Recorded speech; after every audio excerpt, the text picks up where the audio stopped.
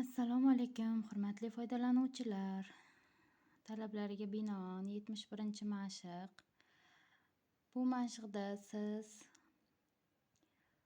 o'zingizning tasavvuringizdagi mm, xayollaringizni, nimalarni tasavvur qilishingizni yozishingiz kerak edi. Shu iltimoslarga ko'ra, shu sizlarga yo'nalish berish uchun yozdim. Buni bunga o'zingiz o'sha qo'shimcha qilib, kiritib yozsangiz ham bo'ladi. 71-mashq. O'sha kosmos haqidagi, kelajakda kosmosga parvoz qilishni qanday tasavvur qilasiz mavzusida o'zingizni tasavvuringizni yozish edi uyga vazifa. Xo'p, 71-mashq. Kelajakda kosmosga parvoz qilish bu nafaqat ilmiy fantastika, balki yaqinlashib kelayotgan haqiqatdir.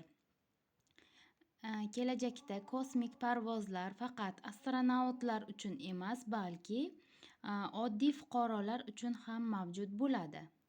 Marsga yoki Oyga yetib borish samolyotda boshqa mamlakatga uchib borishdek tez va xavfsiz bo'lishini tasavvur qilaman.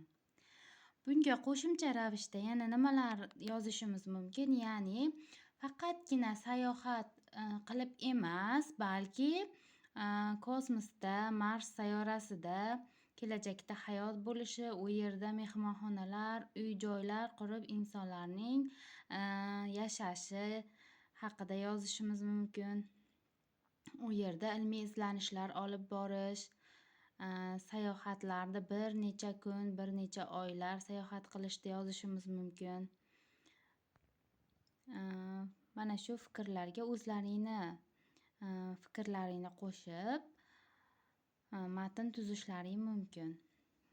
E'tiboringiz uchun rahmat. Sog' bo'linglar.